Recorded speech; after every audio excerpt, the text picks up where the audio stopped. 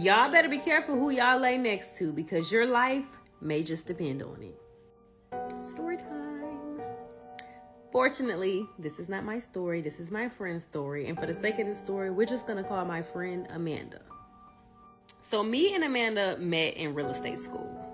We were only there about 2 months and we developed like a real friendship. While being in real estate school, we go out, get food together, me, her, and 2 other girls. This particular day, we decide to go to this little pizza joint. Really, only Amanda wants food from this place, so we get her food. She comes out saying that she met this really cute guy, and it just so happened as we're getting ready to leave, he's walking out. So it was like love at first sight. We all are in the car kind of like, oh my God, you know, he even stepped with all of us in the car. So you knew he meant business, you know, telling her how beautiful she is and how he wants to take her out, you know, shooting his shot, coming correct. So of course they exchanged numbers and the rest is history. For the sake of this story, we're going to call old dude Greg. So Greg is like a Spanish guy, probably about 6 feet tall, but he works and moves around a lot. The reason he was out here is because he has a son out here. So occasionally he comes back and forth from Louisiana to Georgia when he's not traveling for work. Y'all, things just start moving really fast with Greg and Amanda. Amanda had just got out of a relationship, and here we are thinking that, you know, God has sent her knight in shining armor. Now, Greg is going all out for Amanda. I mean, taking her, basically flying her out to Louisiana, getting her all type of gifts, you know, spoiling her, treating her how a woman is supposed to be treated. Now, because of Greg's job, he always would get a room whenever Amanda would come to Louisiana to see him. I'm like the investigator friend. So any news that I'm told, I'm always gonna kind of do my research. I'm also the friend that you come to when you feel like you're tripping, and I give you confirmation that you're not. And I read cards, so let's just say I'm very intuitive. So me being me, Amanda is telling me everything that's going on, and of course I'm rooting her on because where she came from versus the man that stepped in, it's like, okay, one man's trash is another man's treasure, and he doing a damn thing. But some of his stories and the things that she's telling me is not really making sense. So you make a lot of money, but yet y'all are starting to get serious. Fast forward to 6 months down the line, and he's still only getting rooms when you come and see him. That kind of raises a little red flag for me because it's like, do you have a house? Now, both Greg and Amanda are kind of in their 40s. So Amanda's naturally just going based off what he's telling her. One night, it was late at night, and he had to get up and go to work probably 2 or 3 hours. Amanda gets up, goes to the bathroom, but she feels like she's being watched. Now, if you from New Orleans, you from Louisiana, you already know kind of what get down out there. And her senses started kind of telling her like she's not alone. She feels like every move she makes is being calculated or accounted for. It's to the point where now she's spooked. She's paranoid. She can't sleep. All of a sudden, she starts to see shadows like dancing on the wall. And she knows at this point, she's not getting back up out the bed.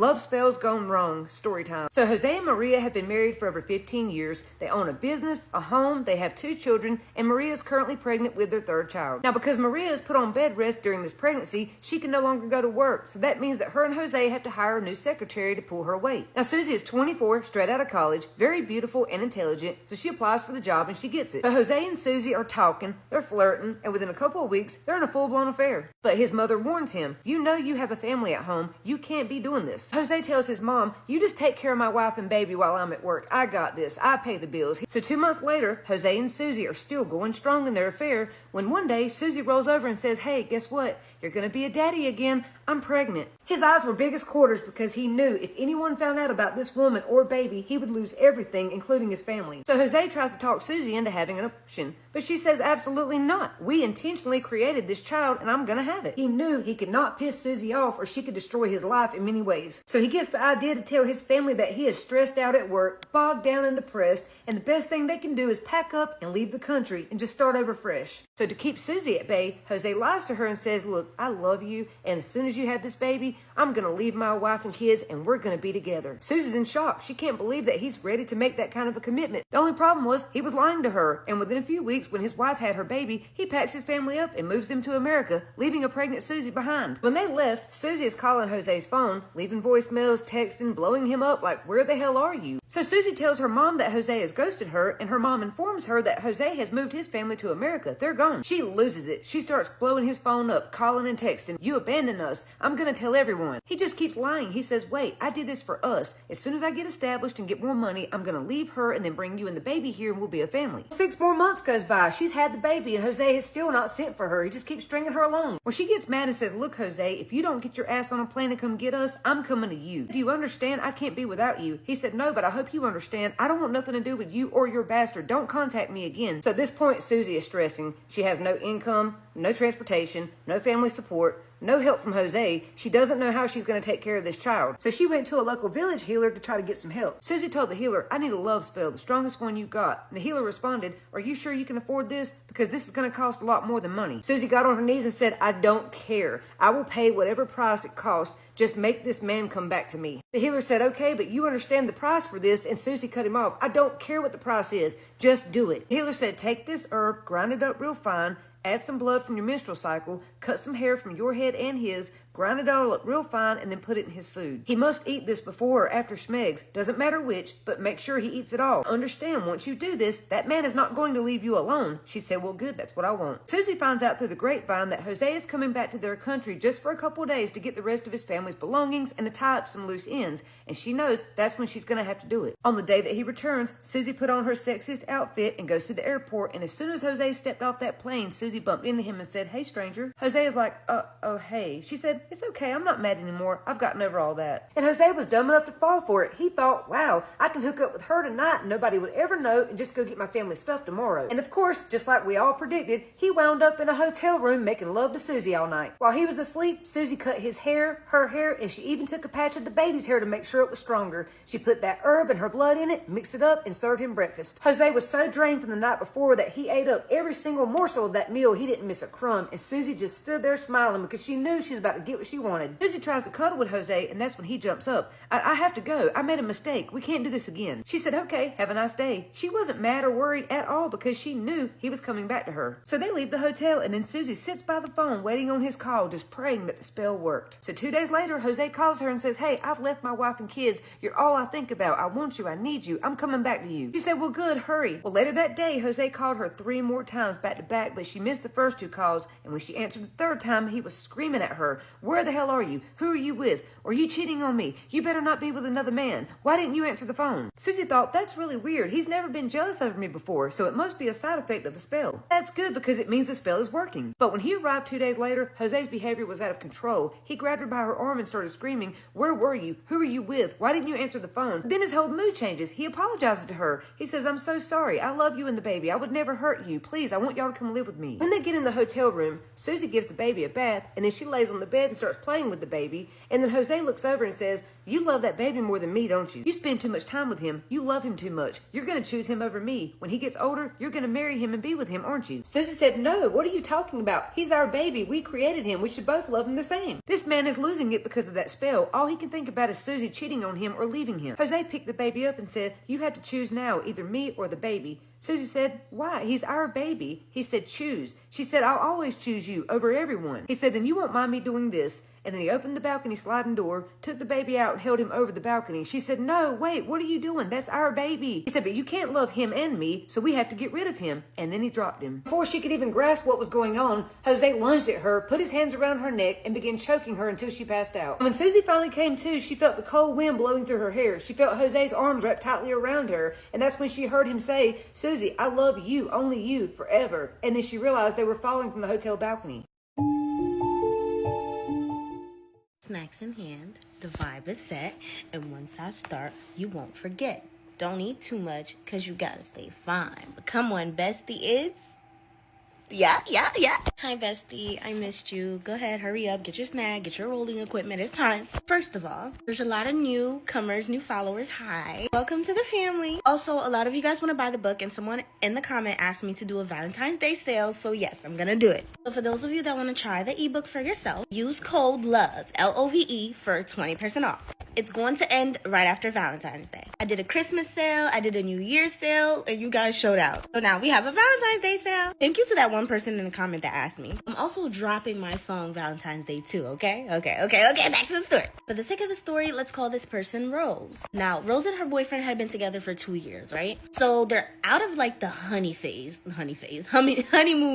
Oh my God, I can't talk. So they pretty much like fight a lot, right? And so this all started over one really big fight that they had. It was to the point where they didn't speak for like a month, and within that month, he was so depressed, the boyfriend, that he took a trip with his family just to like get his head together. They visited other family, and this is where the story starts. So let's give the boyfriend a name. Let's call him Leon. So Leon is heartbroken. He's depressed. He just had a huge fight with Rose, right? They broke up. So his mom and his sister were supposed to take this small little road trip, so he decided to tag along. His mom was visiting an old friend. So they go. The road trip was pretty fun. He goes, he meets the old friend. So the friend was happy to see Leon because the last time she saw Leon was in diapers. So it was great conversations. They ended up talking about like the breakup and stuff like that. And so Leon was venting to her a little bit. And so the lady tells Leon, hey, I can help you fix your relationship.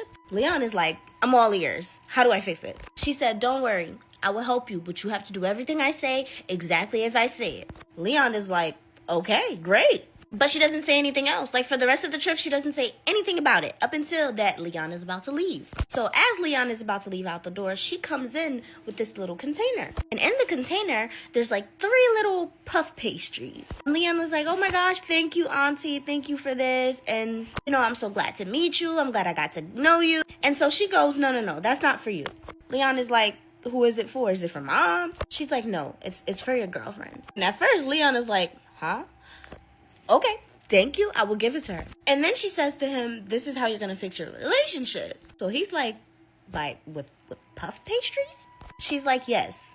She says, give these to her and make sure she eats it warm. However, do not warm it in the microwave or the oven or nothing. Leave it in the sun for exactly 30 minutes so that it gets warm.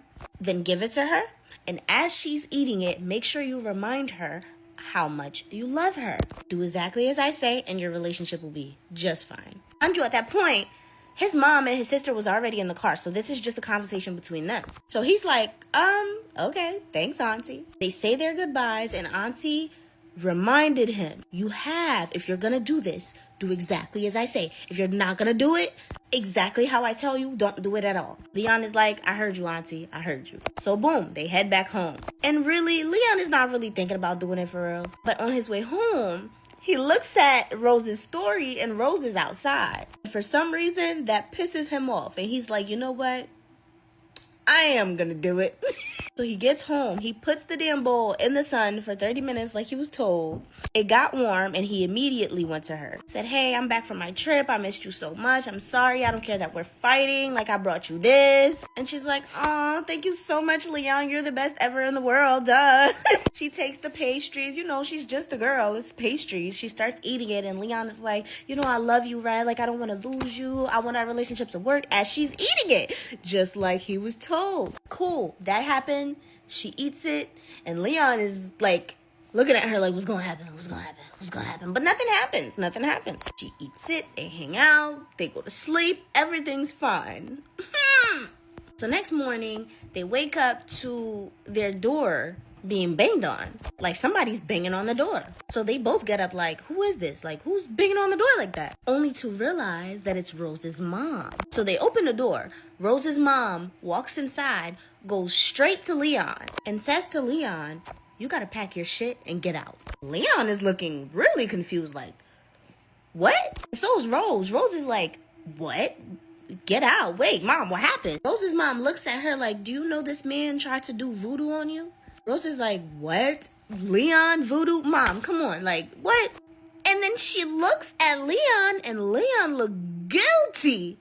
guilty. So her face drops. Her face is like, excuse me? Like, why do you look like you're guilty? So immediately, Rose's mom puts her purse down, takes out her anointing oil, started to anoint Rose, and starts anointing the apartment while yelling at him to get out. This has to be one of the most horrifying love spell stories that I've told. I don't know who needs to hear this, but don't do a love spell on that man. I am back with another spooky story. So the person who submitted this story claimed that they were a witch's niece, and growing up, she constantly saw a woman come back crying after obsession work went wrong. Now, she said this specific case really stuck with her because it was one of the few times her aunt genuinely tried to refuse the spell. So we're gonna call this client Linda. So Linda was about 22 and she was dating this guy named, we're gonna call him Marcus. At first he was charming, protected, and obsessed with her, but in a romantic way. Then their relationship slowly turned ugly. This perfect guy in this perfect relationship just started to go bad. He started accusing her of cheating out of nowhere, and he was just this angry man, like he would punch holes in the walls. And later in the relationship, their disagreements would turn physical. It was a domestic type of situation. Everybody was telling Linda to leave him. But instead, for some reason, she became terrified of losing him. She loved that man despite the abuse. So Linda was telling her friends about her relationship problems, and one of them told her about this woman who lives in town who does relationship work. Now, this is not no TikTok witchcraft. She went to her before and she had some good results. And this woman works with candle work, oils, graveyard dirt. Now, the witch worked out of the back of a tiny beauty supply store, but she didn't have any signs up. It was more so like a if you know, you know. Now, when Linda gets there, she tells the witch about her relationship issues, the ups, the downs, and where they were currently. Why would you want a man like that tied to you permanently? Linda said that she just really wanted him to love her harder. So keep in mind, it's the witch's niece that submitted the story. So she was there. She said her aunt, the witch says to Linda, baby, abusive men already operate from obsession. You don't add spiritual obsession into that. It twists them. But Linda just kept begging. She said Marcus started pulling away and talking to other women. She just wanted him loyal again. She wanted him to come crawling back. And Linda also believed that if he genuinely loved her, he wouldn't be abusive to her anymore. Now, the witch refused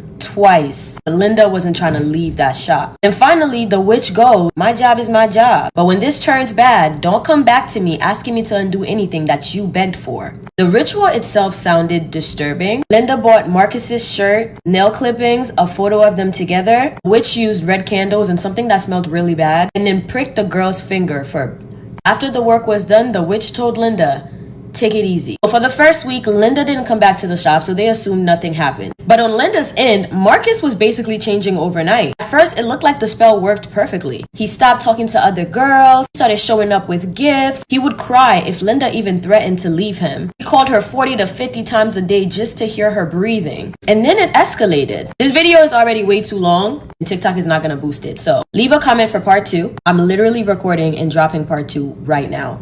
Relax. I'm back with part 2 right away without making y'all wait 24 hours. But anyway, Marcus is obsessed with Linda, but in the way that she likes. It's very reminiscent of how their relationship was when it first started. Before the abuse, before the cheating scandal, Linda is thinking that it was good. However, this man wasn't sleeping. Like, he genuinely stopped sleeping. Linda said this man would sit at the foot of her bed, literally watching her for hours. It doesn't matter how early that Linda would wake up, he would always be up before her. His whole entire life became about Linda and pleasing Linda. At the time, Linda had reservations about him working at the club, and he quit his job to appease her. But after he left that job, that's when things really got bad, because at this point he refused to leave her apartment. He started to accuse random strangers of trying to steal her energy. He started getting into Linda's heads about her friendships, about her parents. It was driving a big wedge between Linda and everybody that she loved and trusted. But she really wanted Marcus, so pretty much she ditched everybody for Marcus. However, Marcus's violence started to creep back up. He once attacked an old man at a gas station because he accidentally held the door open for her.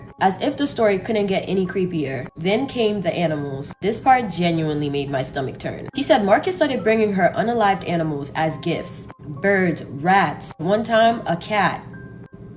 He would leave them either in front of the door, under her pillow. When she would ask him about it, he said he believed that sacrifices protected their relationship. But Linda started being scared because of how calm he became while doing horrible things. Linda wanted to go visit her mother real quick, and that turned into one of the worst days of her life because that man did everything in his power to not allow her to leave. It got physical and she got pinned down to the ground. A couple weeks after that, she tried to leave him. She packed her bags and said she was done. She said he pinned her against the door, hand on neck, telling her that if he cannot have her alive, if he can't have her, then no one else will. And just something about his face was really scaring her in that moment. That night, Linda was so scared. She played friendly to him, and then the next day she went back to the witch. Now the niece says when her and her aunt saw Linda walk into the shop, when the aunt / witch saw Linda walk into the shop, they already knew what time it was. And this is when Linda gets to telling them everything that she's been going through. And it's been nothing short of abuse. It's gotten worse. So the aunt tells her, that's what I was trying to tell you. Obsession doesn't create love. It amplifies possession, fear, rage, insecurity, whatever is already living inside of that person. And Marcus already had that darkness in him before the spell. It just has ammo now. Her aunt still agreed to do a cleansing, but warned her that it may not fully work. After that, things got even stranger because when she got back, Marcus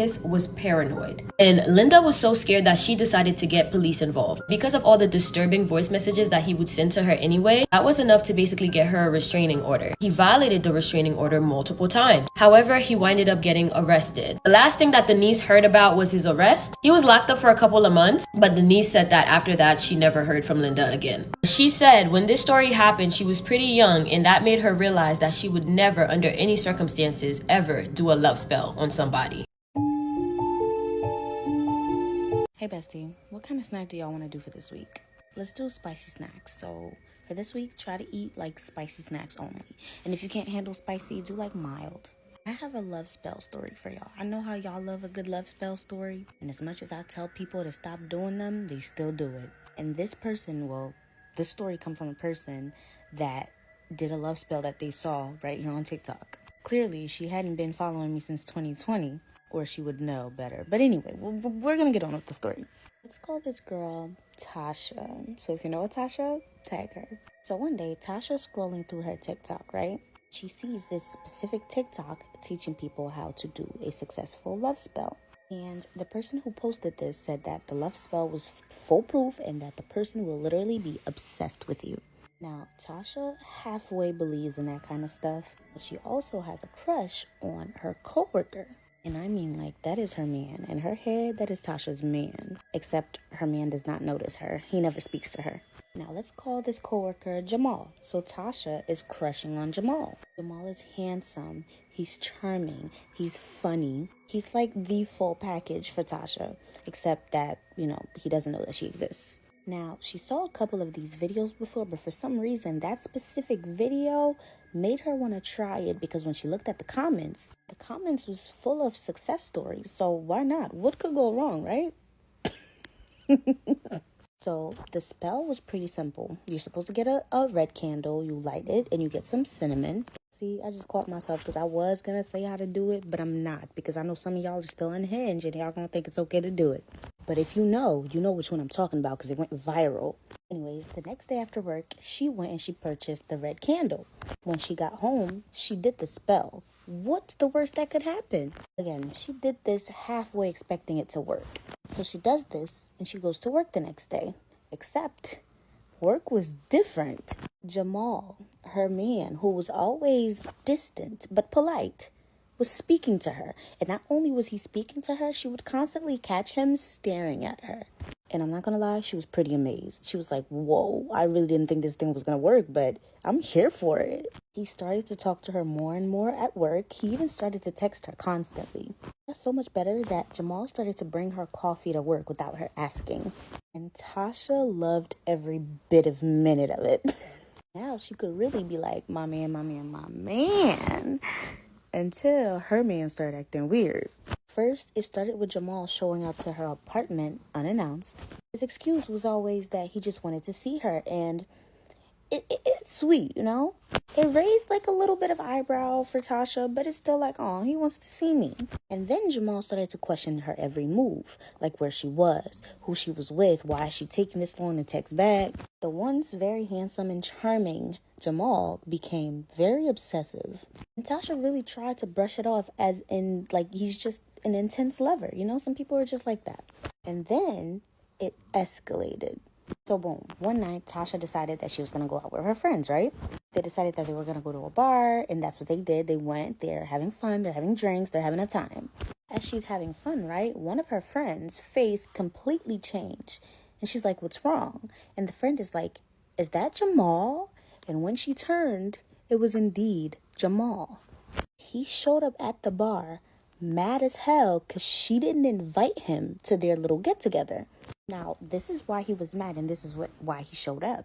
But when he showed up and he realizes that one of the friends that Tasha went out with was a guy, that's when it got bad. He tried to yank her ass out of that bar. His jealousy quickly turned into aggression, and he demanded to know who the hell that guy was and why was she talking to him for that long and why is the guy here and she never told him and all of her friends ended up stepping in, including the guy that was there, her friend, and Jamal ended up having to leave. The bar kicked him out. Over the next few weeks, it got even worse, y'all. Mind y'all, this is a testimony.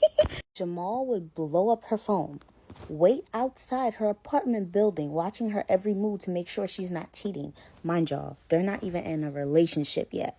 It got to a point where Jamal started to threaten her and himself because he keeps saying that he doesn't know what's going on in his head. He doesn't like it, but he cannot live without her. Now, at this point, Tasha knows why this is happening. She knows what she did. She remembers that spell. Except now she doesn't really know what to do because she didn't even think this would work. And at this point, she's wishing she hadn't done that. She also ended up mentioning that after this whole situation happened, she ended up finding my page and it made sense. Everything that I was saying was everything she was experiencing. But let's backtrack to the story. This is where it got so much worse because one night, Tasha is in her apartment, right? She's sleeping. She just woke up feeling like something was wrong. Nothing woke her up. She just felt something was wrong. And so she got up to go to the bathroom, and on her way to the bathroom, she sees a figure in her living room. Terrified, she screamed, ran back to her room, and called 911. She locked herself in there. She don't know what's going on, mind you. She's thinking she's getting robbed or somebody's breaking into her apartment, right?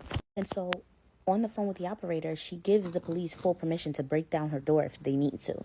When they came, it was Jamal. Jamal was in tears. Jamal keeps saying how he cannot live without her.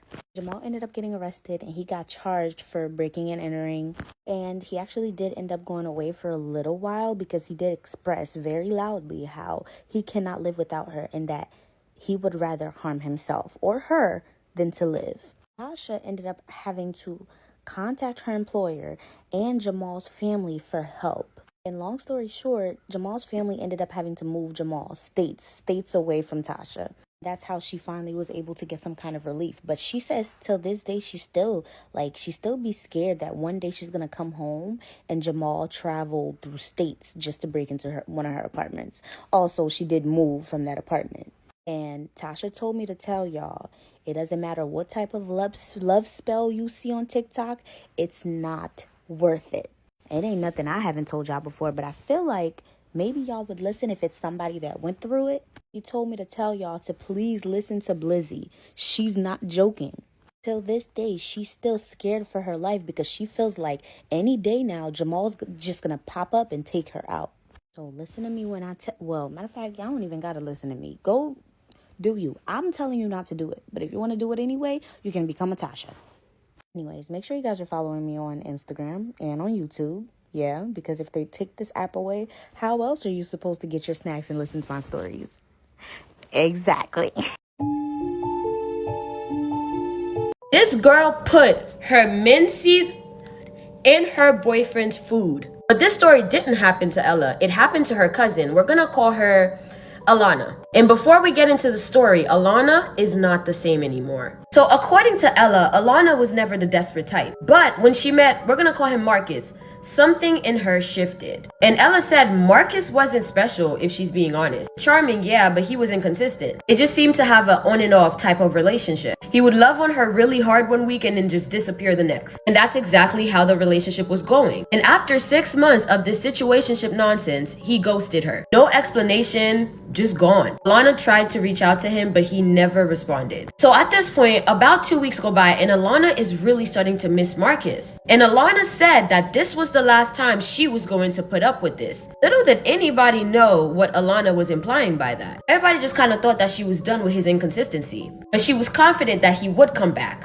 Like she predicted, about a month later, Marcus hits her with the "hey big head." And that was the moment that Alana was waiting for. He basically told Alana like, "I miss you, can I come over?" Alana tells him, "I'm gonna cook you a nice meal and then we're gonna talk about everything." Marcus agrees, he's on his way, but Alana was quite literally cooking something. Alana knew that this time when he came back, all she had to do was cook for him, spaghetti specifically. Please don't try this at home, but the instructions go as follows. You cook the sauce from scratch, you add your minces to it while it's hot. You're supposed to stir clockwise, thinking about him nonstop. She was saying his name with every stir. But the most crucial part of this is that he has to eat it willingly, and he has to finish it. Like every bite. So Marcus get to the crib smell good, like shorty been cooking, he about to get down. So Marcus comes inside and they're greeting each other like really nothing happened, laughing and touching like he never left. Basically Alana's asking him like, "Are you hungry?" And he was hungry, so she fixed him a plate, served him the food, and he devoured it, every last bite. Alana's side of the family does hoodoo, so she knew what she was doing. Well, some time passes, and that man became obsessed with Alana. Ooh, he loved her. He wanted to spend a lot of time with her, almost every second of every day. He would stare at her, watch her sleep, declare his undying love for her. Marcus moves in with her. They elope. Now they're married. And Marcus was so obsessed with Alana, even though they were married, she couldn't even go anywhere without him. And at first, that jealousy was cute until it wasn't. Like, it got really bad. She couldn't go to the bathroom without him thinking there was probably the next man in the bathroom. He would literally follow her everywhere, like in fear that she would cheat on him. It was just like this irrational fear that just kept escalating. Somewhere in that journey, the love kind of turned into something else. Because one day out of nowhere, Marcus started to hate Alana. Like he hated that girl. From love to jealousy to hate, that man became violent to Alana. If you want the details, I know you guys hate part 2s, but you're gonna have to leave a comment for part 2. But whatever you do, don't feed that man voodoo spaghetti. So everything basically comes to a head when Marcus loses his job. Now he's spending a lot of time at home with Alana, and it is very clear that he hates Alana. You know, one of those men who don't like their partners? Just the way he moved around her, and sometimes even when friends would be over, he just came off very passive aggressive. And mind you, at this point, he's fully moved in with Alana. And at the time, they were trying to have a kid, but for some reason, unfortunately, she just kept having miscarriages, which became yet another issue in their relationship. Alana had at least 4 miscarriages being with Marcus. People were telling Alana that they think it's something more. People started to think like maybe there was witchcraft involved because the 4th miscarriage is kind of questionable. But Alana was sure that this was all medical. Alana is the breadwinner of this house, and now she has to go to work to keep the lights on, while Marcus tries to figure something out. But at this point, Marcus is not interested in going back to the workforce. He wants to do street stuff. He wants to trap. So financially, their situations is getting worser and worser. On top of everything that they were already fighting about, i.e. the miscarriage, at this point, this was a very, very strained relationship. And everybody was telling Alana that maybe she needs to leave, like she needs to take a break. But at this point, it looks like Alana is head over heels for this man. It is as though he did the voodoo spaghetti to her because she's tripping. No matter what this man did, it just seemed like she would not leave. Now, mind you, all of this is starting to take a toll on Alana and her mental health. So from the miscarriages to the arguments and fight to Alana being the breadwinner of this household, the pressure must have been way too much for Alana because unfortunately, it caused Alana to have a mental break. Alana went away for 2 weeks to take care of her mental health, and Marcus was trying to convince Alana to not go. Well, it took Alana's family to go and get her to the hospital to get the help she needs. And I guess while she's at the hospital, Marcus has an epiphany But he realized that so much time just passed in front of him. Because at this point, it's been years with them. All those years passed by Marcus and he can't account for them. And I guess that during the time that she was away, Marcus decided that after all, he was going to walk away from the relationship. While she was still in the hospital, he left her a few angry messages, basically letting her know that he wasted his life with her, cussing her out. He eventually packed his stuff and left the house. Would you believe that after Alana got out of the mental hospital, the first person she went to go look for was Marcus? Fast forward to now, they're not together anymore, but sometimes they still hook up, and sometimes Alana would just have random mental breakdowns. Yeah, I tell y'all all the time to stop doing love spells on people. Was all that was submitted with this story. I did a love spell on someone I was in love with and it worked. But what came after, I wouldn't wish it on anyone. I am back with another spooky story. We're gonna call the person who submitted the story Nia. Nia said, I need to tell you something that I never thought I'd admit out loud. We're gonna call her crush Micah. His name was Micah, he had a girlfriend, but however, Nia didn't care. Nia said that she knew that Micah was supposed to be hers. Micah would smile at her sometimes, talk to her a little too long, and Nia thought maybe, just maybe, if she had a little help to help sway him from his girlfriend to her, she would be golden. Nia said that she knew what she felt for Micah was real. And in her eyes, Micah's girlfriend, we're gonna call her Rhea. To Nia, Rhea was just in the way. So Nia had heard about this woman in town that people were whispering about. They said that she could make things happen. So Nia went to the woman and told her that she wanted Micah to love her and only her. Now the woman looked at Nia long and hard before she said, and I quote, I can give you what you're asking for, but once it starts,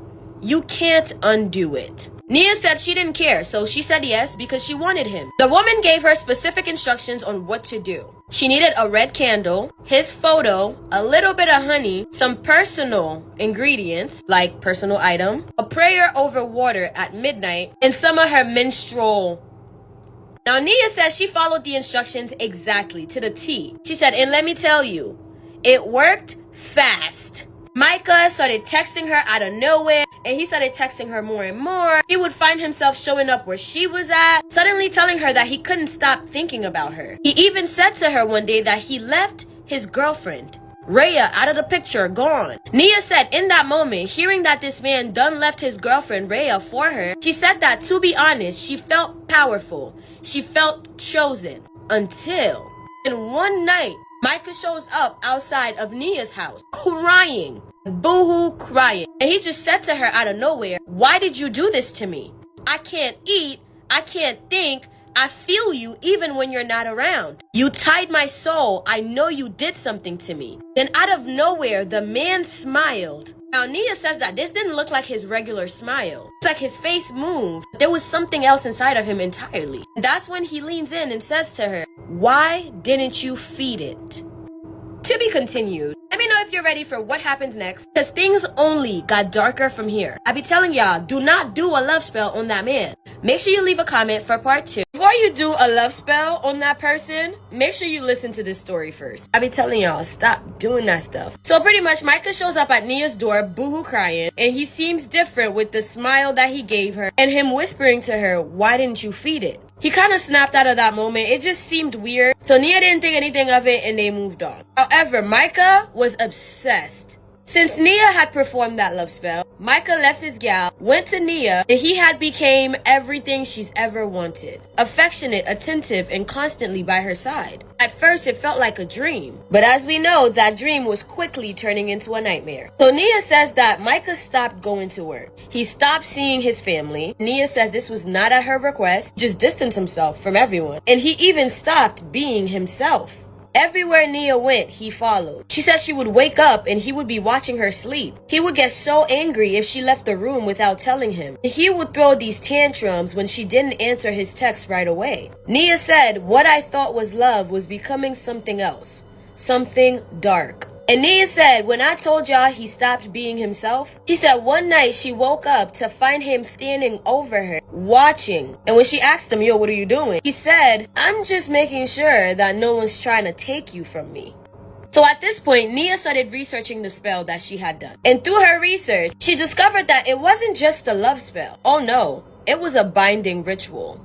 One that not only called on spirits of attraction, but sacrificed part of Micah's will to make it work. I didn't even know that was a thing. Nia said in that moment it's dawning on her that in trying to force love, she had actually broken something inside of him. But that wasn't the worst part. One night, Nia had a dream. A woman dressed in all white appeared. Her face was hidden behind this lace veil, and the lady says to her, "You asked for love. We gave it. But love has a cost."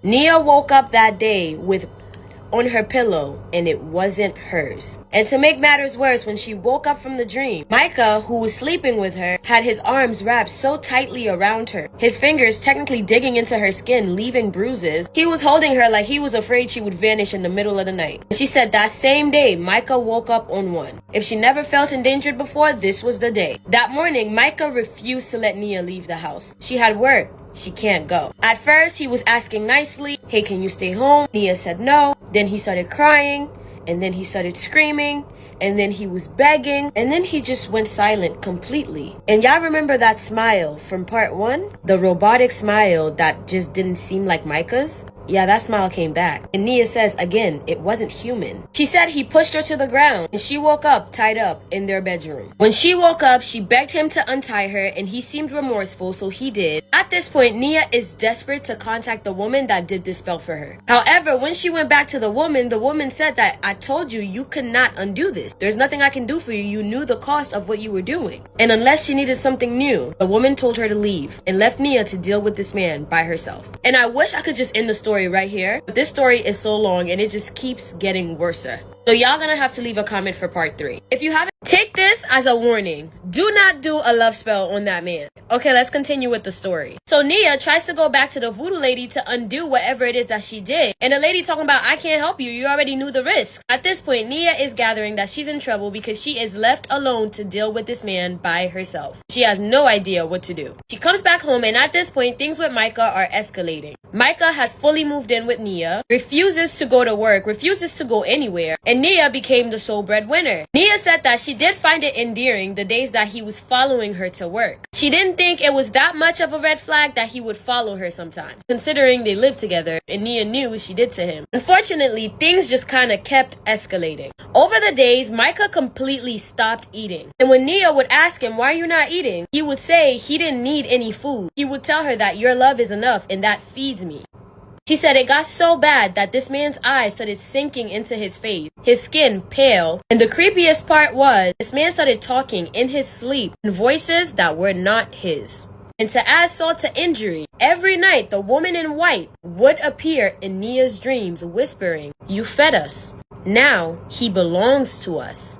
Nia said she would wake up having no idea what those dreams meant. What do you mean he belongs to us? Who is us? What did she feed it? One day, Nia woke up and decided to go to work like regular. She left Micah at home, and at this point, Micah really looks like he's not doing good. Again, he's not eating, he's not drinking, he's not doing anything. Nia overheard his parents on the phone the night before being concerned about Micah, and the mom said something about stopping by to see him. So that morning, Nia wakes up, goes to work, and doesn't think anything of it. Now, Nia says that she should also say that she wasn't close with Micah's parents. She felt that Micah's parents liked Micah's ex more than they liked her. So they never really business with each other like that. So that day, Nia comes back home from work. That's when she notices that Micah is gone. Nowhere to be found. His clothes were still in the closet. His phone was still on the charger. She's thinking maybe he went outside. But hours pass and Micah is still not back. And mind you, she can't call him. Phone's right there. So she goes into her room and she notices on her pillow there was a single red candle, half burned, covered in dried petals and wax, something similar to what she had used the night of that spell. So she decided to run to that, clean it up, because it looks like witchcraft. She's now wondering, wow, did Micah do this and left? And at this point, I think she gathered that Micah may not be coming back. So she goes to sleep that night and she has a dream again. But this time, she says, next time love someone the natural way. Because now, you owe us.